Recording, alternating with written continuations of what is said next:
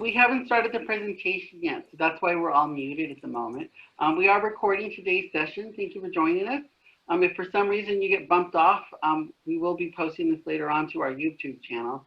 So thank you for joining us. And then pretty soon Teresa will take over introducing, but it's a little noisy on our side here at the library. That's why we're muting ourselves. So just give us a few moments and we'll begin the program shortly.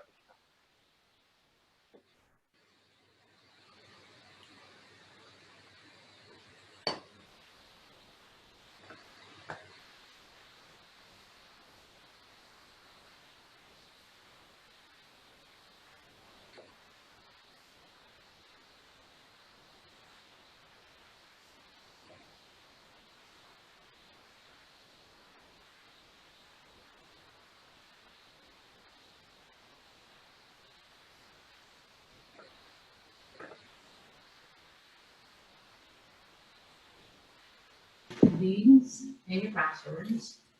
Hi, everybody. We're going to get started here in just a few minutes. We'll be doing a Q&A at the end, so if you have any questions that come up, we'll be answering those using the Q&A box at the end of the talk. And we're just waiting for a few more people to join us.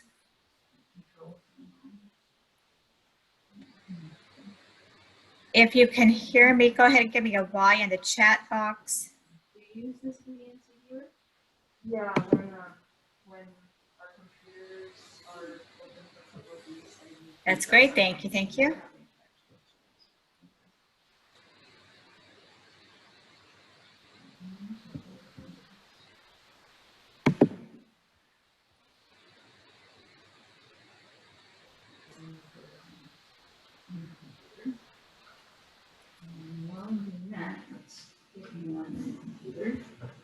With that new password that you just said.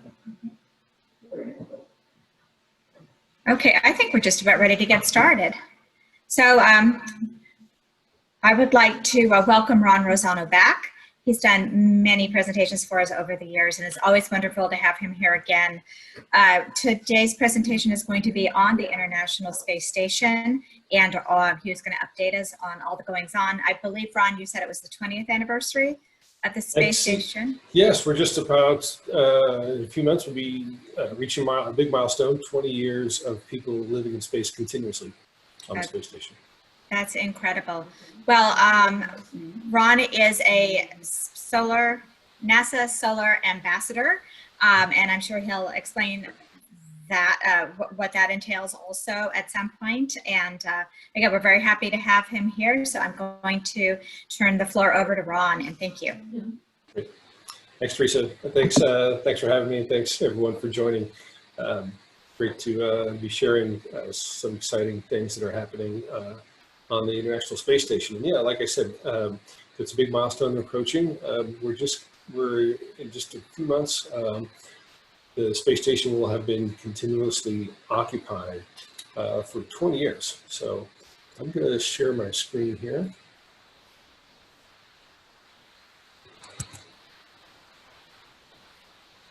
And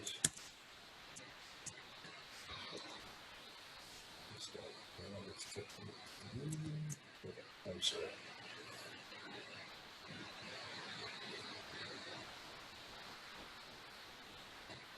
A bit differently than I expected.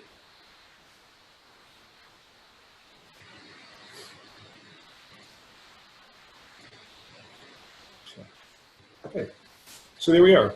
20 years. Another way to think of it is that going back to November 2nd, 2000 was the last time that the entire human population was on the planet at once. There's been 2 people on board the space station ever since. And I like to turn that around a little bit and consider that if you're 19 and a half years old or so, or younger, people have been living in space every minute of your life. The space station is a very large structure. It's about as long as a football field. Fit pretty tightly inside a large football stadium. It's about 250 miles above the Earth's surface. That's its orbit, and it's traveling at about 17,500 miles an hour. That works out to once around the Earth every 90 minutes. So in this presentation, I'm going to go through 5 little sections, talk about the countries that worked together to put the station together, all the components that make up the station, what the astronauts on board have been doing, some of the great science that they're working on, and then how they resupply. So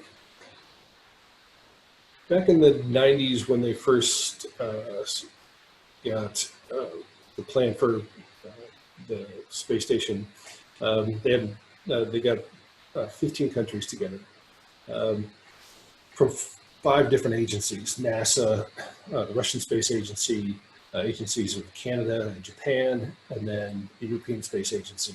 So this is, you could make an argument there that it's really the best example of international cooperation in history, really. It's a large-scale project. It's a long-term project. There's a lot of countries invested. Interestingly, though, countries left out here, India and China, both have significant space programs. But when the idea for ISS was coming together, it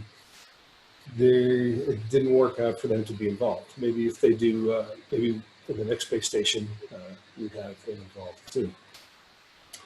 So let's look a little bit at the components of the station. Obviously, yes, it's complicated. There's a lot of pieces there. It's very difficult to engineer that. It's more than 40 flights into space over 13 years, mostly in the US Space Shuttle.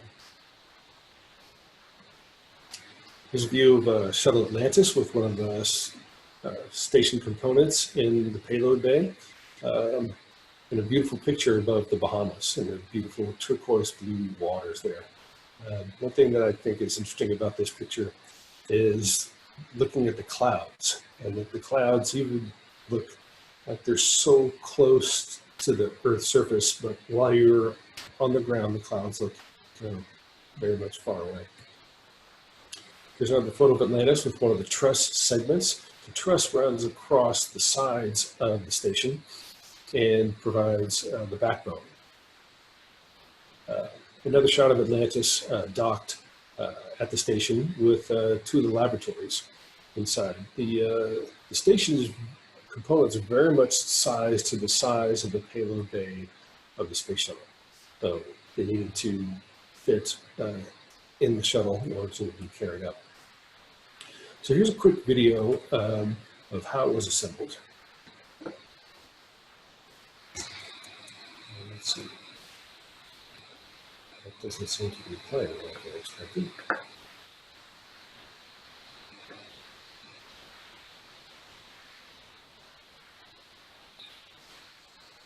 No, I'm gonna have to switch to YouTube, I think, to show that this way. Sorry about that.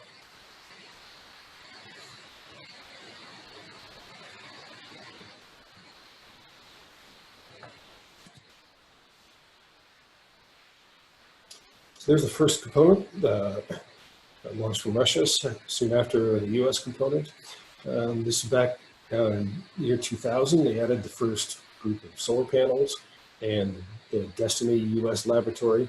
There's a lot of moving around of parts to make them fit in the best way.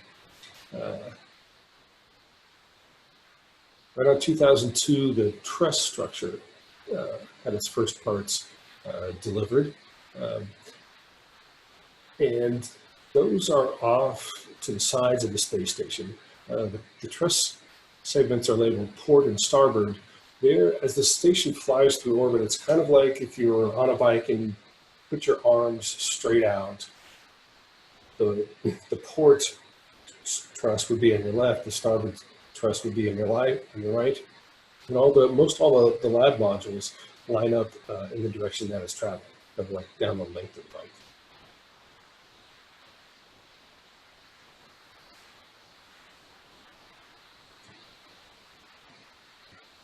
Those components that are kind of partly folded there, those are radiators.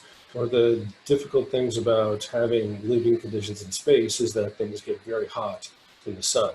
And there's a lot of energy, a lot of time spent on how to dissipate all that heat, and those come out of those partly folded radios. There's the cupola in 2010. That's a really important part of the station. It's a small little part, but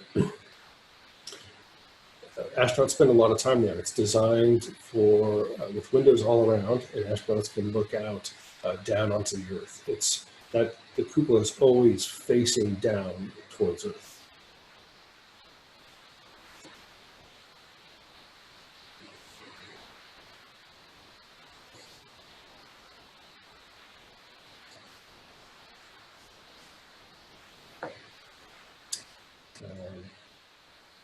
So there's an image of the space station, and I'm going to switch over to another window here, bear with me, and have a look at the station in 3D. So I hope that's coming through for you. Here you can have a closer look at some of the components.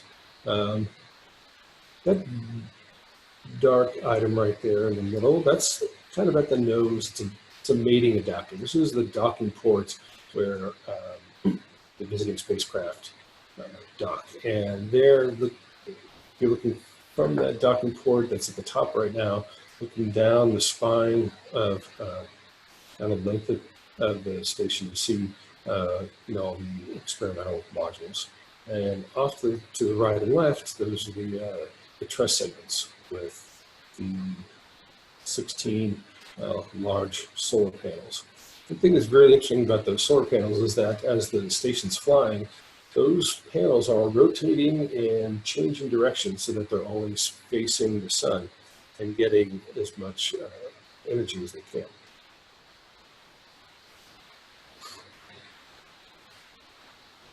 And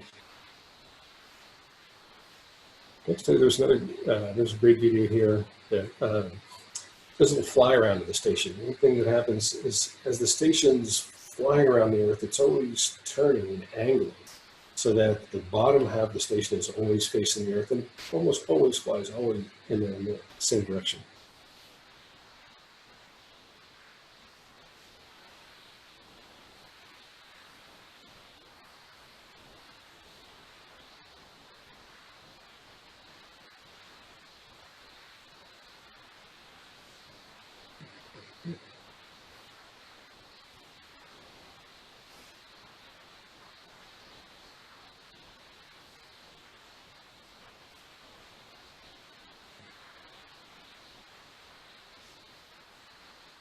So here's a video taken from one of the space shuttles that visited the space station.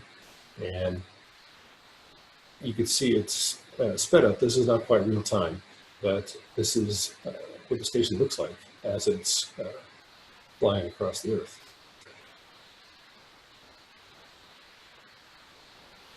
Because they orbit every 90 minutes, that means they spend 45 minutes in darkness and 45 minutes in sunlight. So one thing the astronauts talk about in their experience on the station is that you get a sunrise or a sunset every 45 minutes. So that's difficult to cope with in terms of your timing and your human rhythms. So what they do is they set their clocks to get up at, I think it's like 8 in the morning on GMT, Greenwich Mean Time. And they work their day fixed on that. And they don't worry so much about whether the sun's coming up or going down. And a lot of the modules don't have windows, so they're not so affected by the changes in light. And because they're inside, they're just under the regular lights that are on inside the station.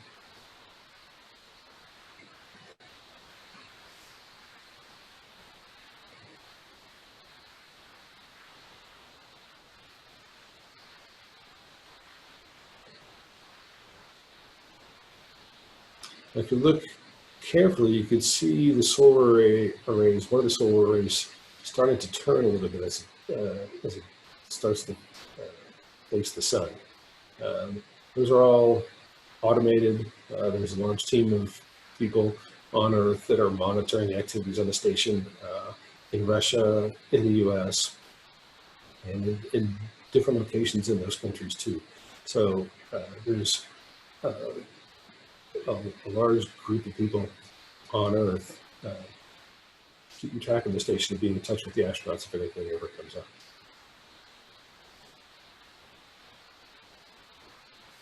So I'm going to go back to the presentation here and talk a little bit about the people that are on board. Here's an image of some of the astronauts, some of the Russian astronauts, US. It's a wide range of folks that have been on the station.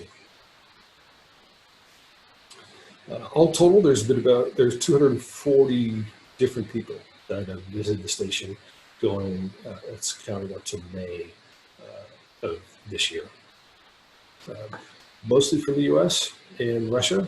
Between the two of them, it's about 200 out of the 240. And either Japan and Italy and France have the next most of the group.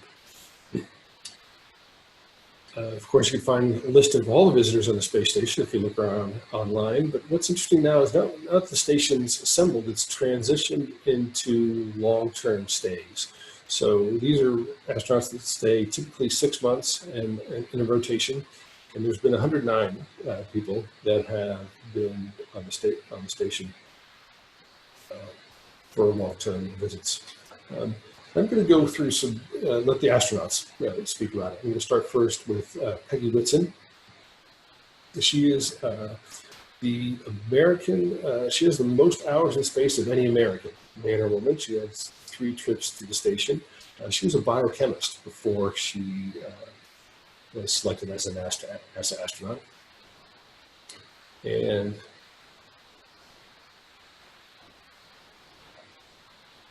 let's hear from Peggy.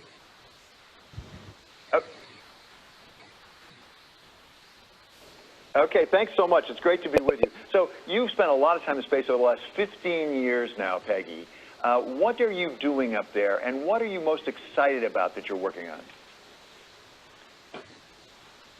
Actually, we're doing an incredible amount of science these days up here, which I'm actually very happy about.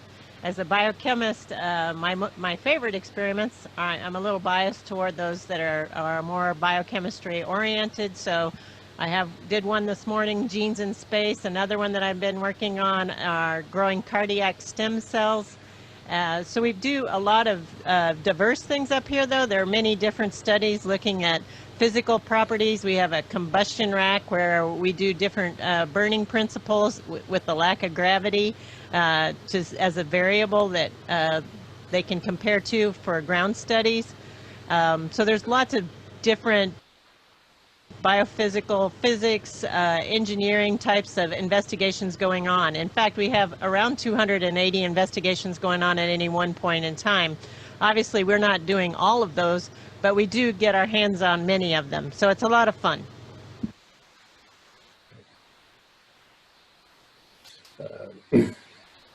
Next, I'm going to move over to Don Pettit. He was a very curious astronaut. Did a lot of experiments in his spare time. This was a really interesting thing that he came up with on his own, where he suspended a ball of water in a little placeholder, and then used a syringe, an empty syringe, to blow puffs of air at the water.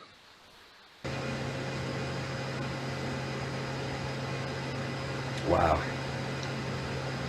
Cool. Wow, I just love those oscillations. Here we go. Okay. I'm going to switch you to a black background.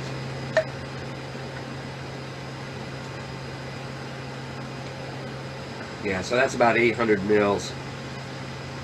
So this should put it around 1100 milliliters. Let's see what happens here.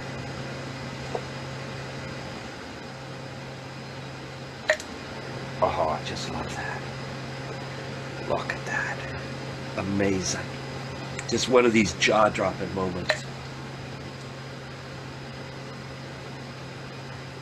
really see the surface tension of water there. Okay, here we go. To do it again, looking into the camera. Big puff. Here we go. Oh, right at the lens. I saved the lens. What I'm planning to do is, after this whole series of experiments, I'll suck all this water up with a syringe, I'll put it back in bags, and I'll use it to make tea with, so I'll end up drinking my experiment. You gotta conserve your resources when you're in a frontier. You don't get to see this as common, intuitive observables on Earth. And so when we They talked there about being on the frontier. The station is very much like living on the frontier. They get resupplied every few months.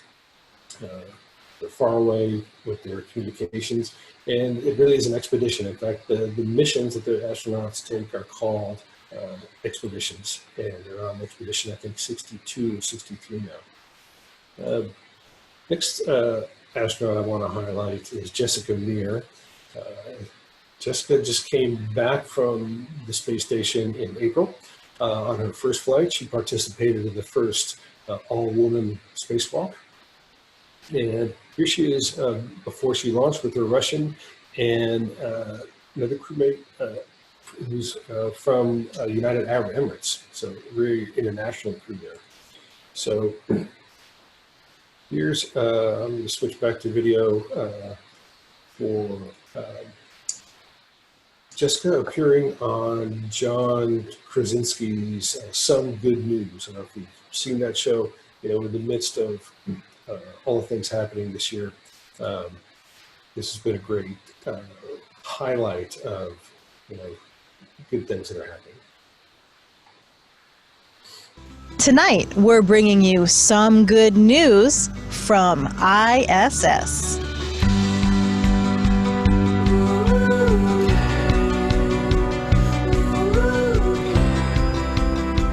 There is so much good news happening in the space world right now. This year, we will be celebrating 20 years of a continuous human presence on board the International Space Station. We've been up here conducting thousands of experiments that help benefit life back on Earth. To help with isolation, we break up our workday every single day with exercise, eating, looking out the window, and connecting with our friends and family. What do you guys think? Should we do a backflip? Oh boy. Not our best showing.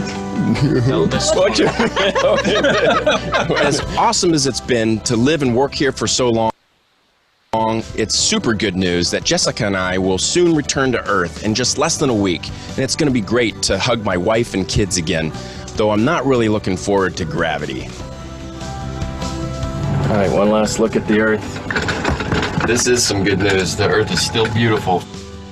An Earth in crisis is still an Earth worth returning to. See you later, SGN.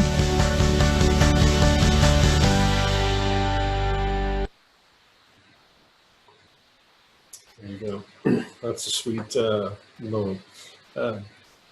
Next, I want to mention Ron Guerin. He's a NASA astronaut that's flown 3 times, I think, into space. He's also an author, and he's written a great book called Orbital Perspective, and he's done TED Talks. Here's Ron inside the cupola as viewed from outside. And you can see where those windows wrap all the way around. He's really focused a lot on the importance of thinking of all the people on one planet and needing to work together. So I'm going to switch over to a video of Ron's with him talking about you know, what his spaceflight meant to him.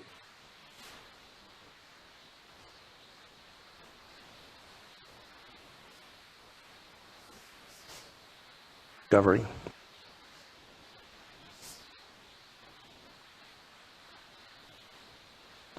So my dream of becoming an astronaut was realized when I, along with the crew of STS-124, launched into space aboard Space Shuttle Discovery.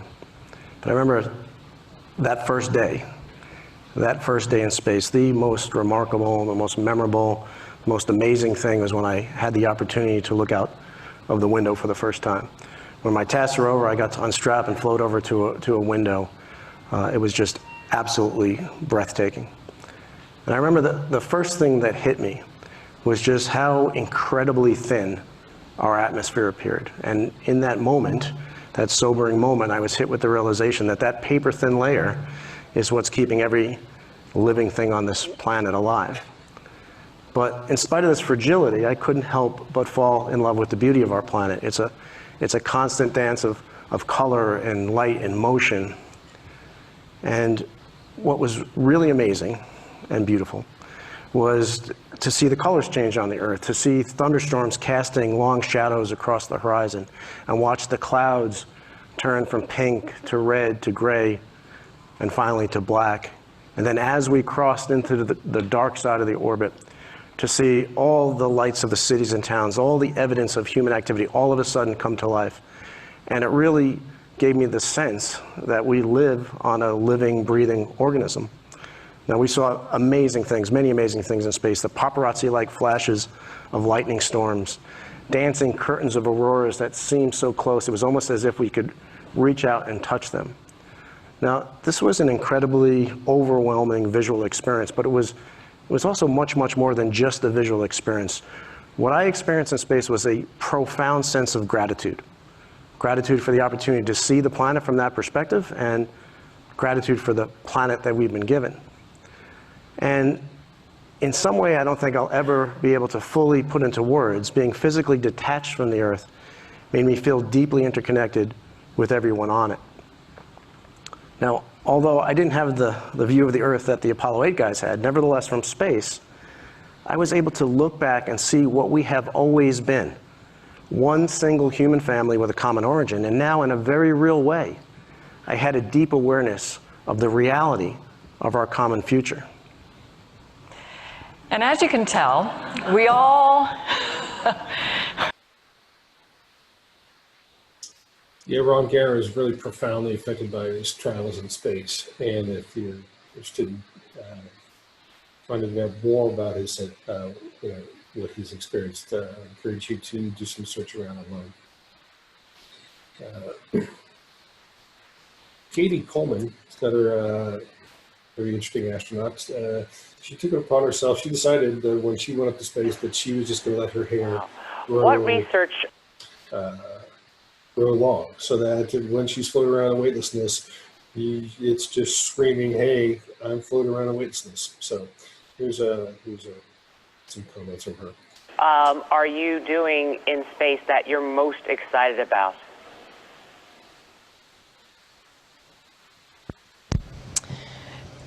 On a day-to-day basis, I love to do the things that I actually get to touch and move, like the experiment that you saw with the bubbles just now. But some of them aren't as tangible. We're doing some research in osteoporosis, which I think is fascinating and valuable. Basically, I'm an experiment, and because we lose bone mass up here, because we don't walk around on our legs, we lose bone at about 10 times the rate of a 70-year-old osteoporotic woman. And so, because I don't have some of the potential complications that somebody who's 70 might, I'm sort of a clean medical specimen to do some experiments. And so I'm taking some of those drugs, and we're looking at how my bone mass is changing, and we looked at it before I left, while I'm up here, and also when I get home, and it'll help us understand a lot about how osteoporosis, the mechanism of osteoporosis, which certainly affects millions of people down on the Earth. Do the health... So, while Katie Coleman decided to leave her hair long, Chris Cassidy decided he needed a haircut.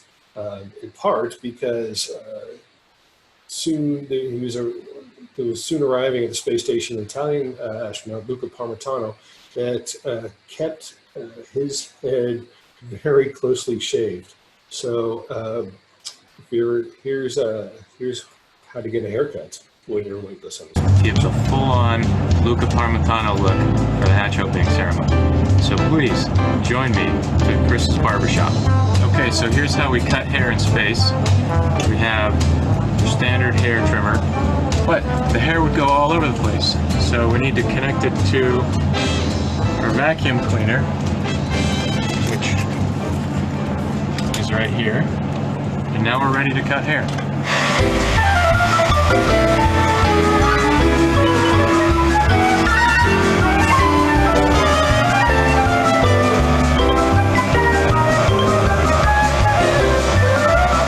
What do you think so far? Should I stop here? I don't think so.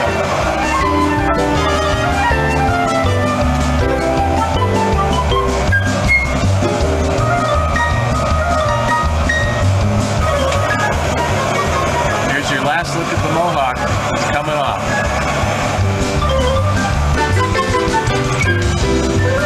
I don't think I've looked like this since late summer.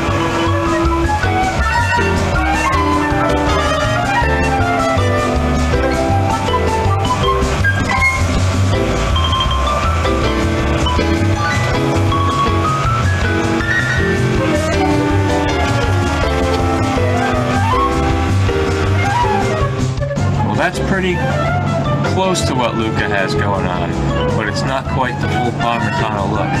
That's completely smooth on the top, so I still have one more step to do.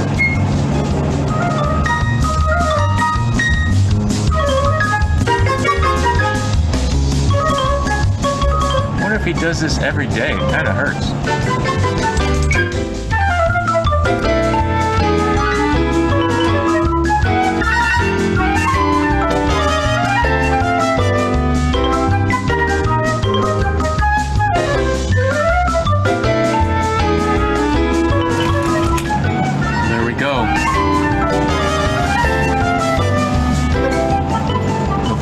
Luca Parmitano, ready for my new crewmates. So thanks for coming to Chris's Barbershop.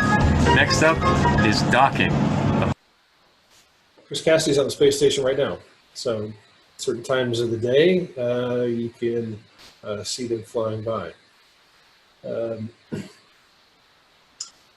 Canadian astronaut Chris Hadfield did a Q&A with students, and one of the two students asked him, well, what would happen if you soaked a towel in water and run The question it out? is, if you get a cloth dripping wet without gravity and you wring it out, what's going to happen? What will happen to a wrung out cloth? So, and I had to use equipment that was here on board the space station.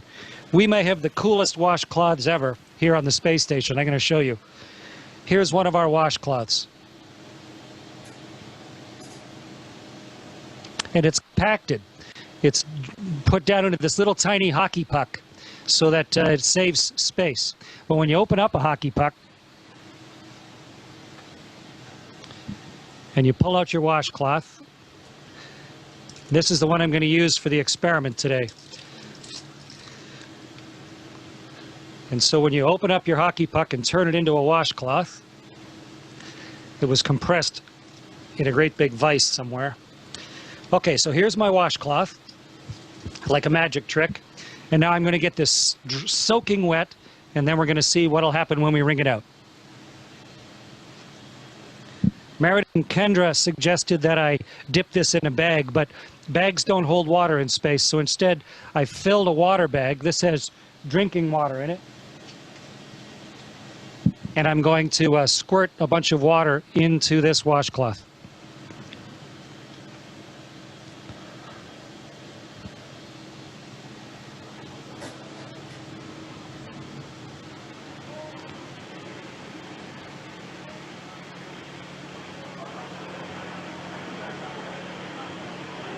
Okay, so here's a soaking wet washcloth. Get the microphone so you can hear me while I'm talking. And now let's start wringing it out. It's really wet.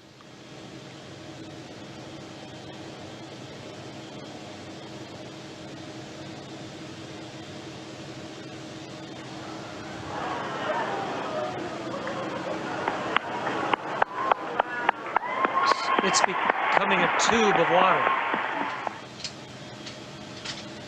The water is all over my hands. In fact, it wrings out of the cloth into my hands. And if I let go of the cloth carefully,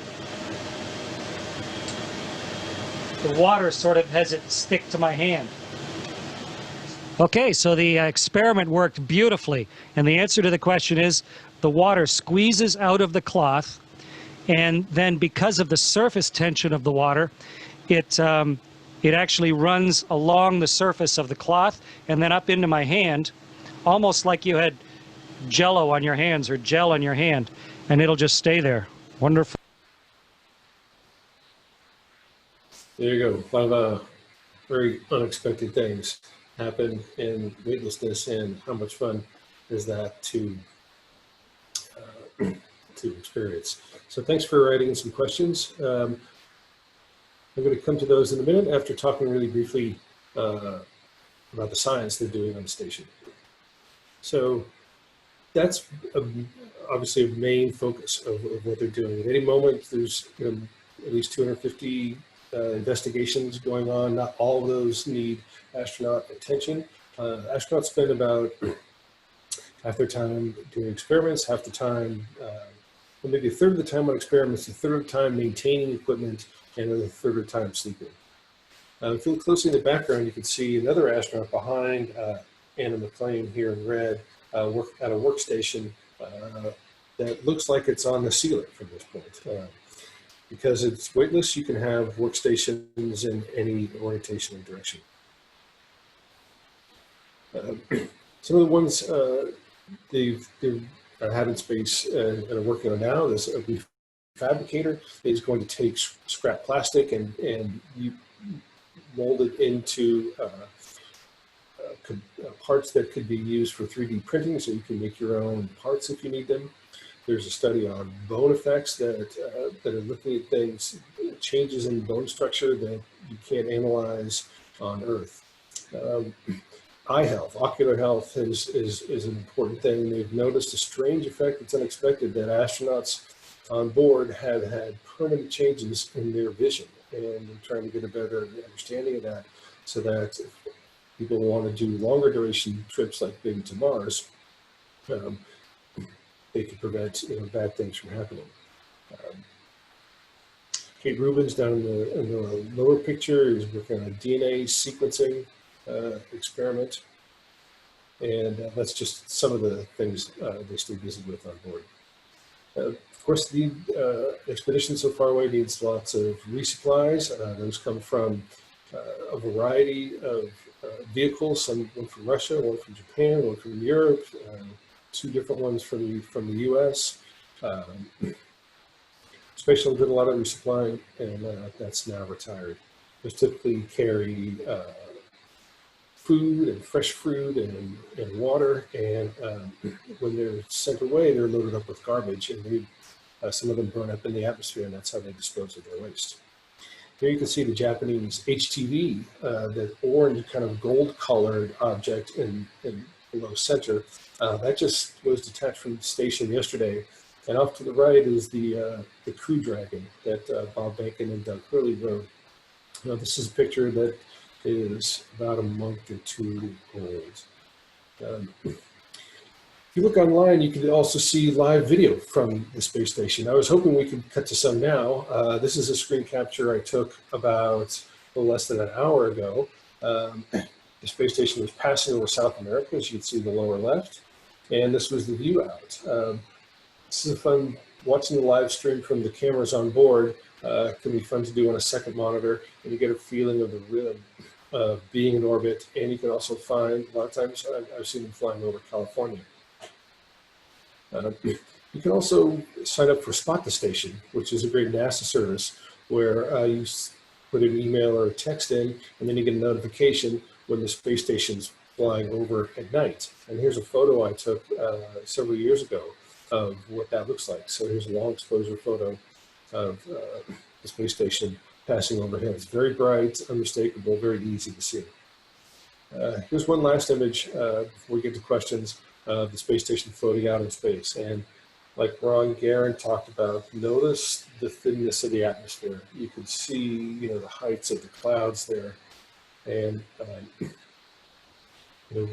all the astronauts up there have very much a life-changing experience. So let's dive into some questions. Sorry, yeah, that one is the one, right? Okay. Hello, Ron. Yes. I can read you the questions if you'd like. Oh, sure. Go ahead. Okay. Someone is asking, how do beds work in space?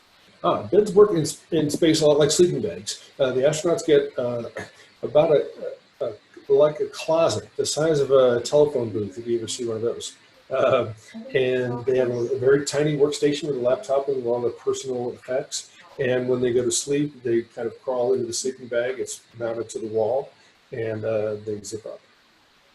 That sounds pretty cool. Let's see here. So someone's asking if we can see the ISS from Earth at night. I think you mentioned that that's possible, but might want to elaborate. Yeah, for sure. The ISS is very easy to see. It's one of the brightest things in the sky when it passes over at the right time. And the right times are always right after sunset or right before sunrise. And we see them very easily when we're in darkness and they're in the sunlight.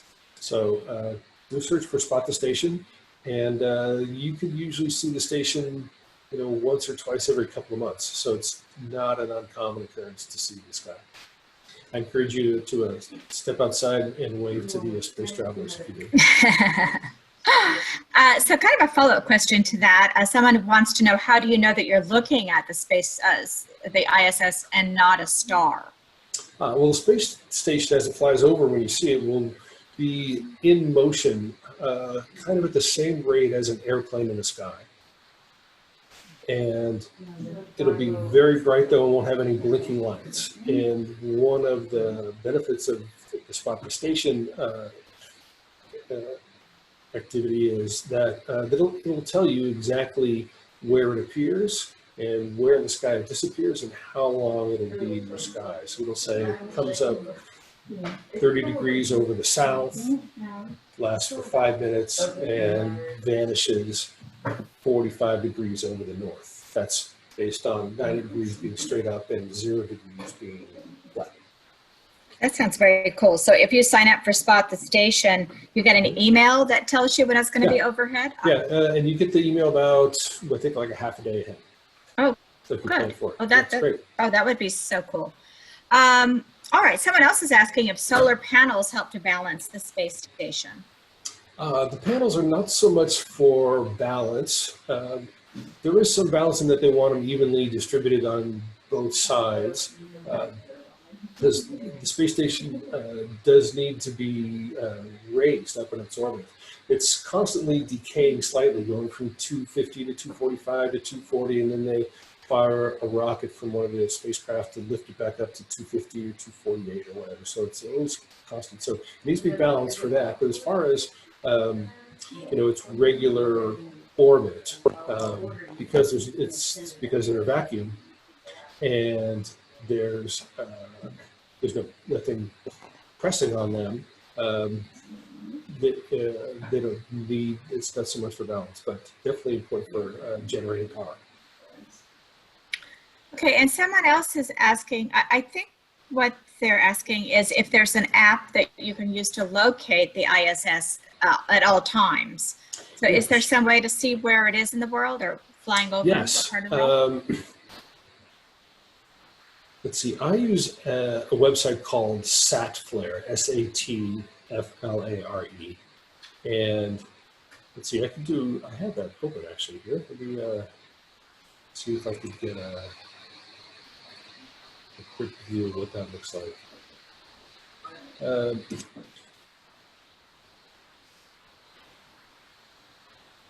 And I can screen share that here for you.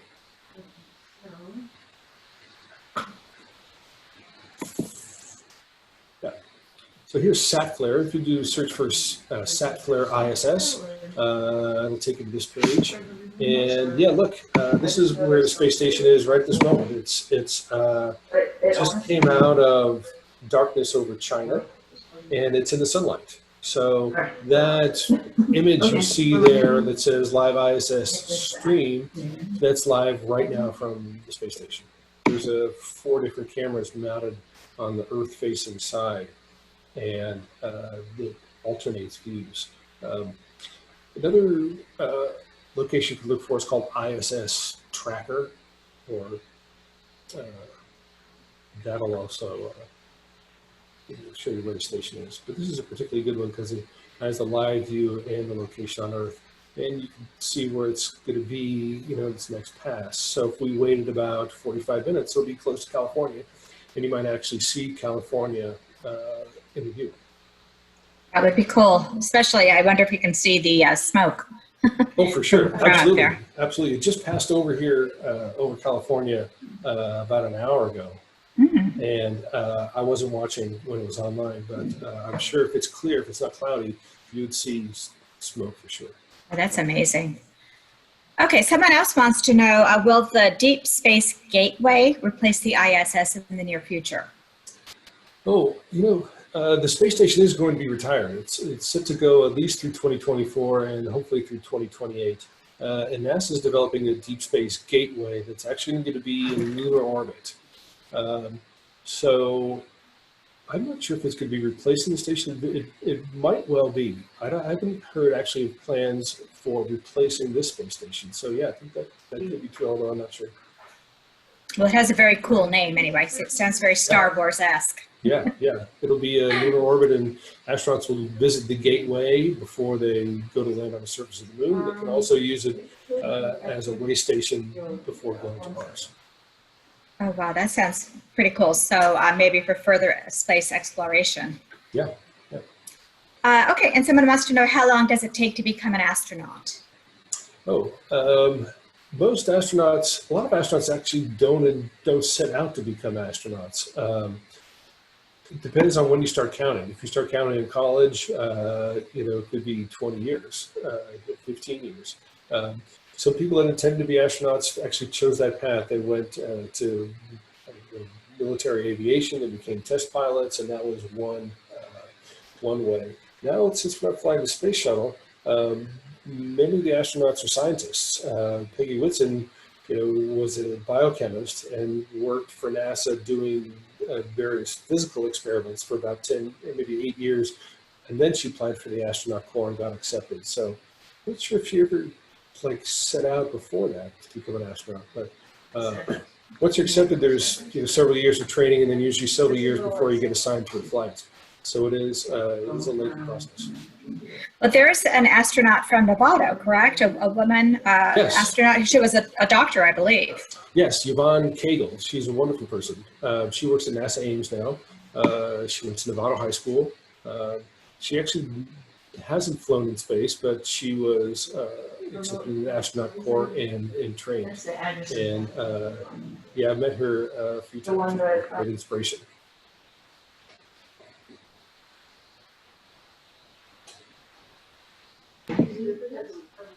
So someone else is asking what the usual duration of a mission is aboard the ISS.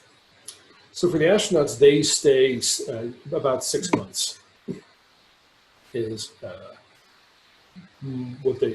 most of the missions. That's kind of what they target. Although they have had some longer missions. You probably read about Scott Kelly.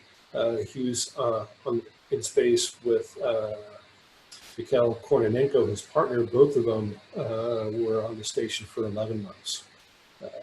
And that's one of the longer ones. Earlier this year, there was a woman, Christina Koch, that set a record for the longest duration space flight by a U.S. woman. And it ended up to be, I think, around 320 days. So sometimes it depends on scheduling and other elements as to how long they stay. Didn't the Kelly twins participate in some kind of an experiment of the effects of being in space over a length of time? One Yes, on the exactly. Earth and then the other on the ISS. Yeah, exactly. Scott Kelly and Mark Kelly, identical twins. They both flew on the space shuttle and were both space shuttle commanders. And when Scott Kelly got his long duration assignment, someone thought, well, this is a great opportunity to compare his twin brother on Earth to measure effects of how Scott's body is changed compared to Mark's back on Earth. And they found some genetic things that actually did change in Scott that didn't show up in Mark's medical history. So they found some interesting things. Okay, and then how about, someone wants to know how many people usually are on the ISS at the same time? Their typical crew is 6, and they send 3 up at a time. They stay for 6 months and then they rotate. But they aim for 6, usually 3 Russians and 3 from the U.S. European Space Agency, Canadian Space Agency, or Japanese Space Agency. Sometimes they get down to 3, but they like to have at least 6. And now with capabilities provided by SpaceX and Boeing, NASA's just about completed its change to what they're calling commercial crew. Well, where rather than the only way to get to the space station being on a Russian Soyuz rocket that seats 3 people, they'll have SpaceX Dragon and the Boeing Starliner taking as many as 7 people all at once. So they expect to have, the next few years, more people on station, which means to be able to get more things done. Okay, someone has a question about why the astronauts don't stick to the side of the space shuttle room that they're in, because the ISS is traveling so fast. Oh, so why don't, because it's traveling so fast, so good question, why don't they feel the effects of that speed? Let's see, because they're traveling at the same rate within the station as the station is traveling itself. So if you think of it, say you were in a capsule that was on a plane when you were parachuted, and the capsule was released from the plane and was free falling back towards Earth, kind of like in a skydive. You're falling within that capsule at the same rate, so you feel essentially weightless inside that capsule. So it's the same kind of effect as that. All right, and then Laura is asking, what do astronauts think of climate change, I guess, just in general? It's hard to speak for the entire group, but I'd say that, you know, all the astronauts have a lot of their work focused on science, and that they're very trusting of you know, the right kinds of experiments, and, you know, believe in the results that those experiments give. So I would guess that most astronauts, you know, do believe that humans have influenced climate change, and you can see that in many different science experiments. Okay, does the ISS follow the exact same orbital path with each circuit? It's the same in relation to space, but not in relation to Earth. So if Earth is my hand, the space station is going around the same way every time. But at the same time the station's going around, the Earth is turning. So if you look at it, the path of the station as it's projected on Earth, it's kind of a swath this way, and then another swath a little bit this way, and then a swath a little bit that way, moving a little bit more west in its path because the Earth is turning towards the east.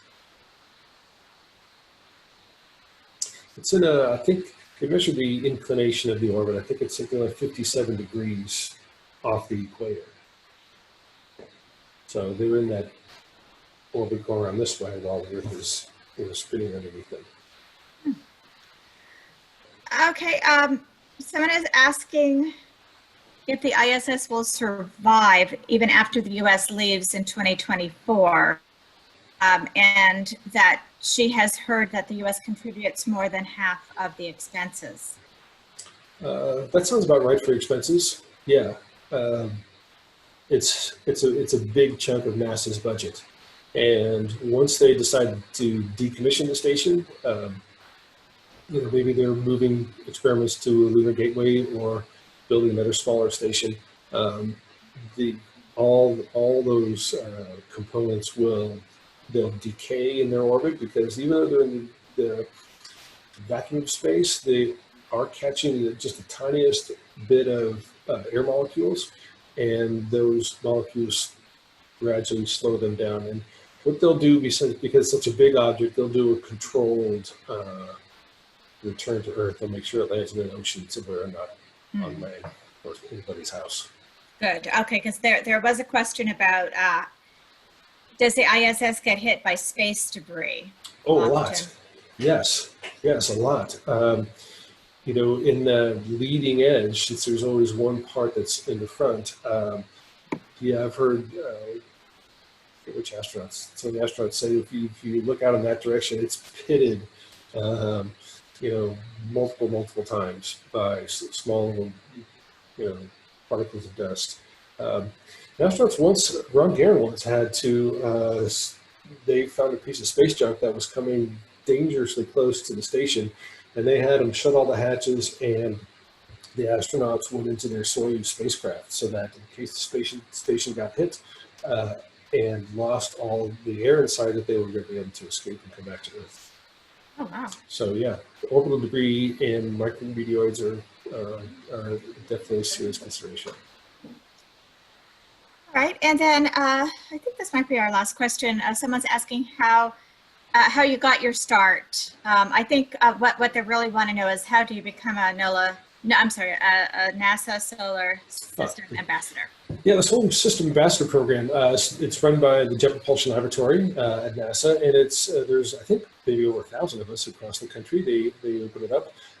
I've just been curious about space for as long as I can remember, and I found out about the program about 12 years ago. I had some training with a separate project starting back in 1995, doing work in classrooms. So it's free to join. They ask you to do about 4 presentations or appearances per year to talk about things that NASA's doing. And they support you with materials and training sessions. So yeah, it's a great program, and I've always had a passion for space and enjoy sharing it with people. And it turned out to be a lot of fun, you know, doing things like this. Okay, actually there's 2 more questions. Let's try to squeeze those in before we finish. Sure. Someone's asking if you can bring computers to space. Oh, absolutely. Yeah, they run a lot of computers on the space station for sure. The ones inside the station, they probably have dozen or maybe more, or maybe dozens of laptops up there all doing different things. So if you're running 250 different science experiments, those are all going to have computers.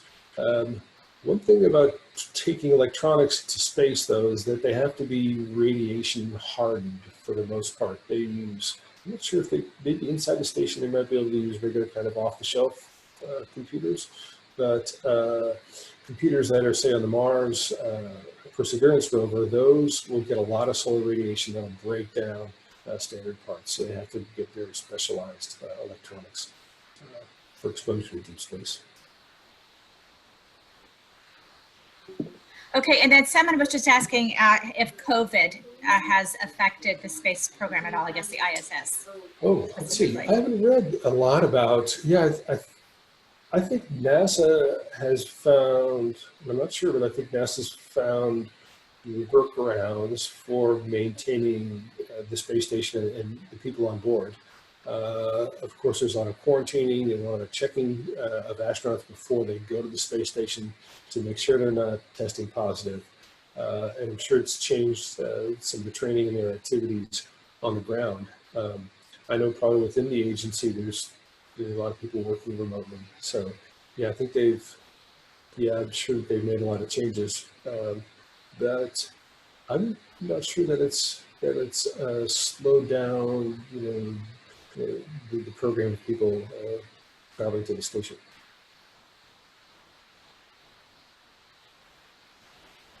Okay, wonderful, Ron. That was really an interesting presentation, and I know we're going to have you back in the fall. So definitely, everybody, keep an eye on our event calendar for that.